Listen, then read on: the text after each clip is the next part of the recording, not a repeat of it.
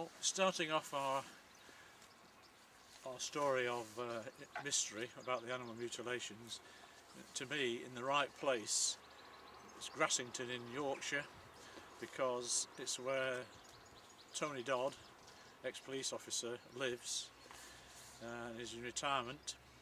And it was Tony who was the catalyst for me to set me off onto this animal mutilation thing. And Tony wrote a very nice book called Alien Investigator, which includes a very good chapter on the animal mutilations.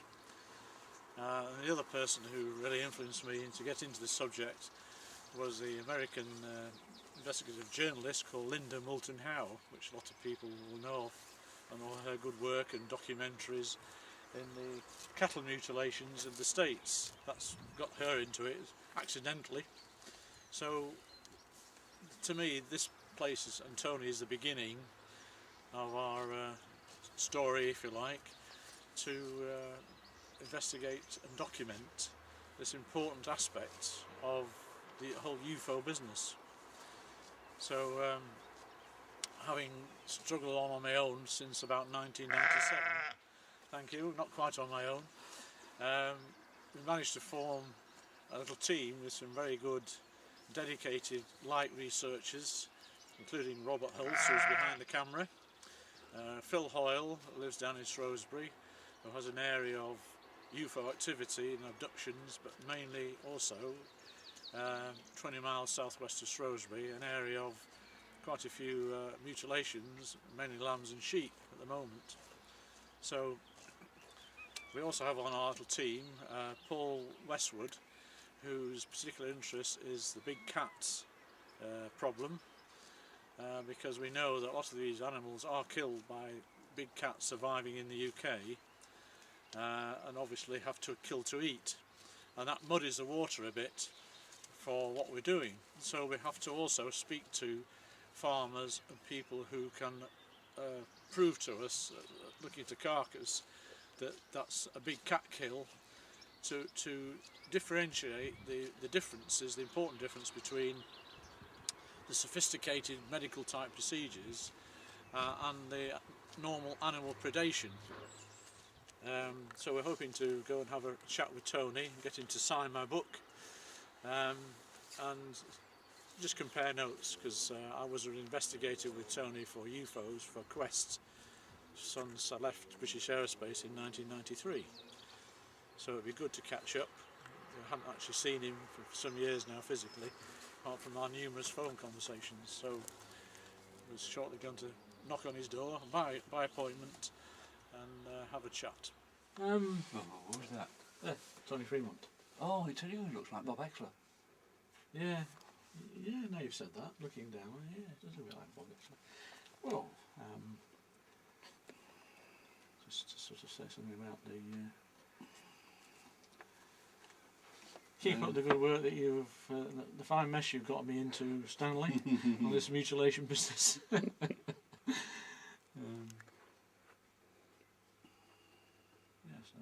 whatever you think might be appropriate. Keep all the research or something.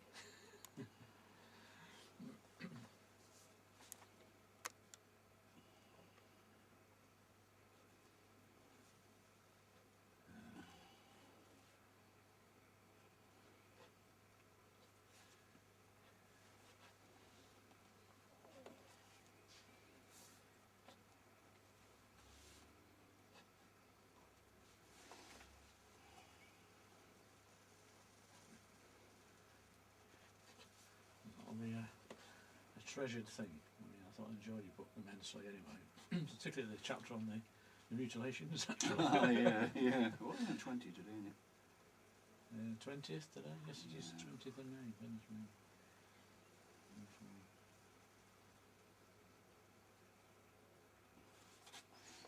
Right, Dave.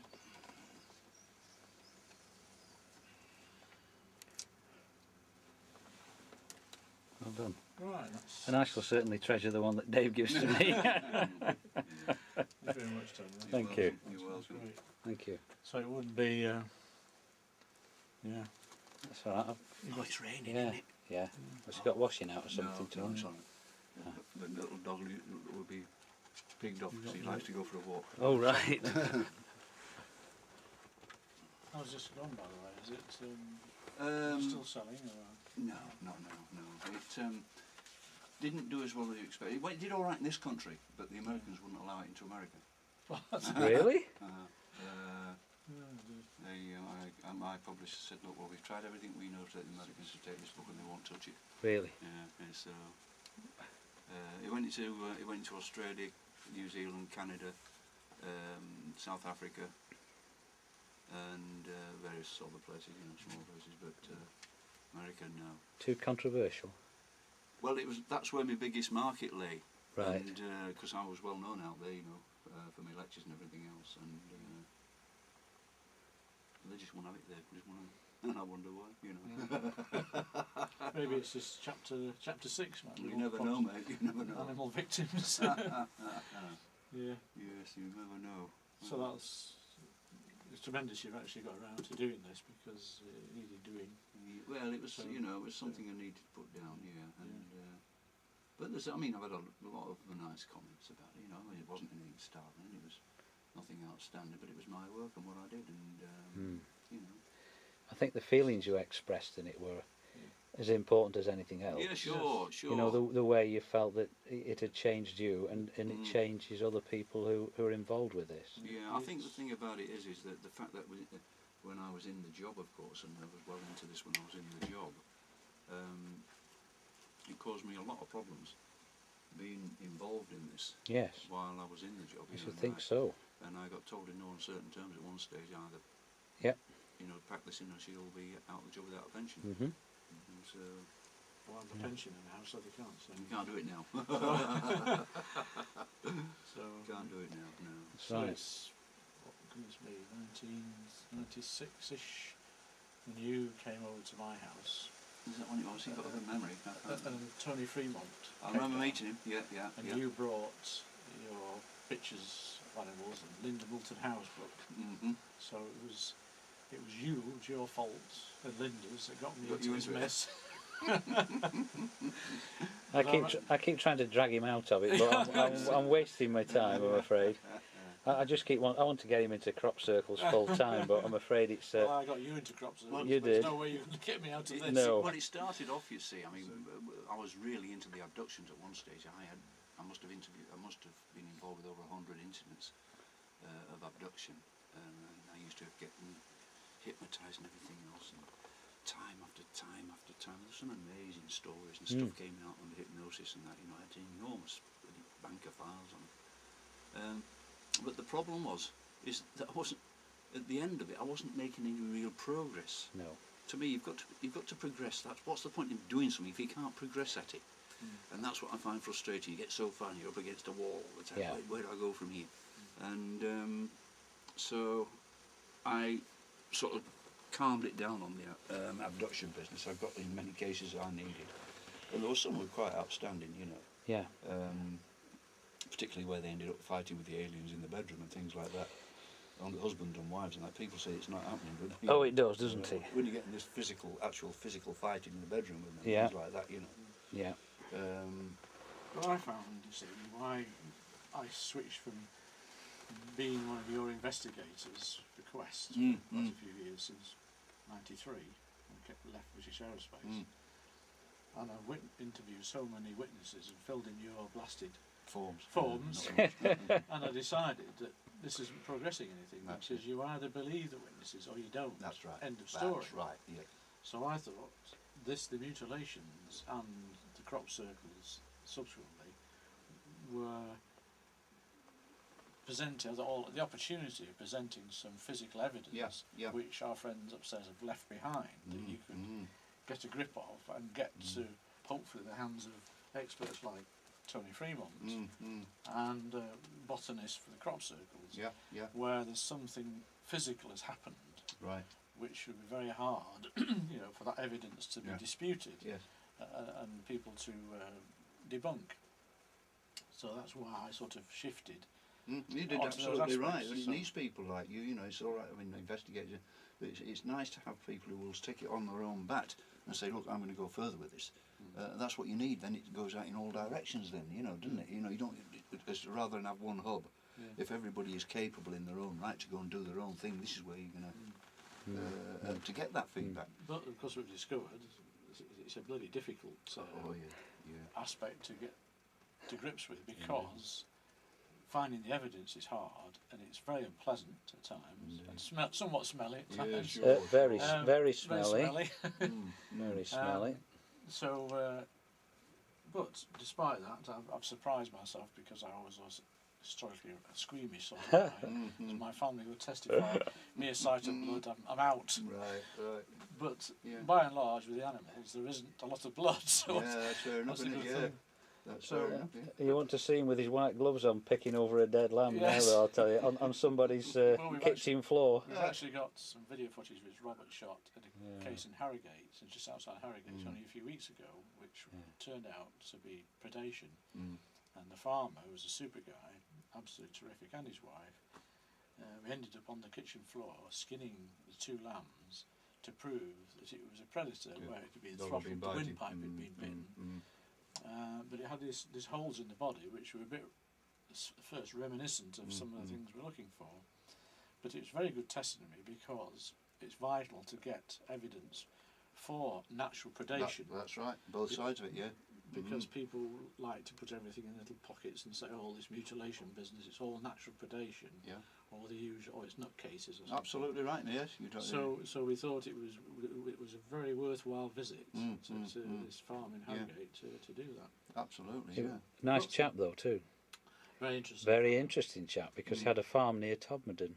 Yes. Oh, yeah. Yes, And for several years, they used to go out in the morning to get the cows in for milking, and possibly 2 or 3 times a week they would see UFOs in the sky. Every week. This was the early 80s, the time Alan Godfrey had his experience, Right. which was interesting. There was a lot around at that time. Well, there still is now, but there was a lot around at that time. Yeah. I remember a farmer telling me, you know, Settle. Yes. He said, and telling me about a farmer up there who found a cow, a burnt circle in the field, and a dead cow right in the middle of this burnt circle, and it had been mutilated. Gosh. This is some years ago now, is this? And they called a vet out to it, and it was a female vet apparently, and she came up and she wouldn't approach it. She would not go inside the circle. She said, I'm not going in there with that.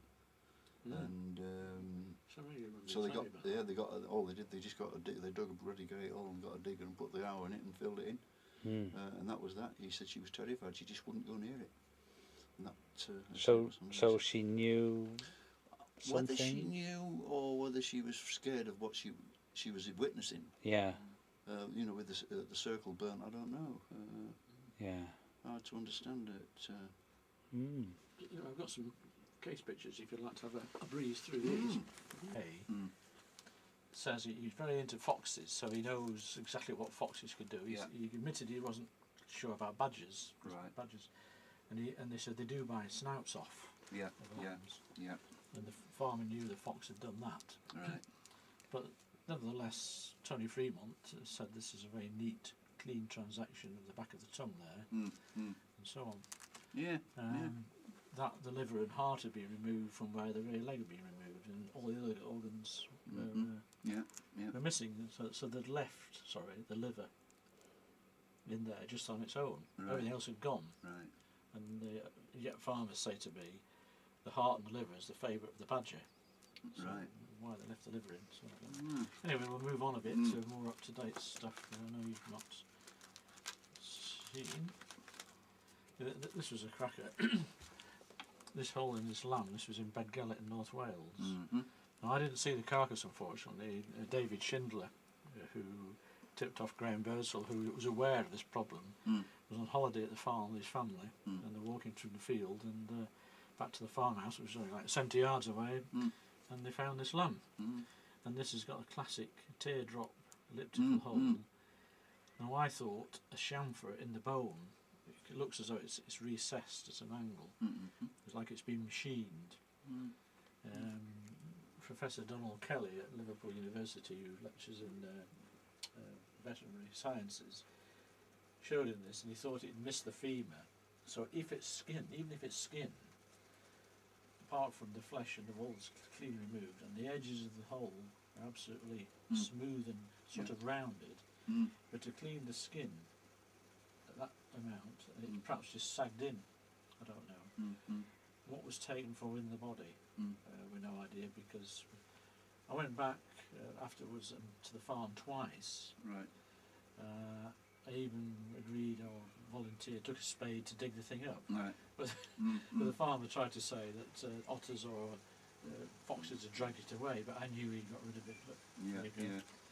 So that's a classic. I also spoke to a neurosurgeon, thinking that was bone, in Salford University, Hull Hospital in Salford.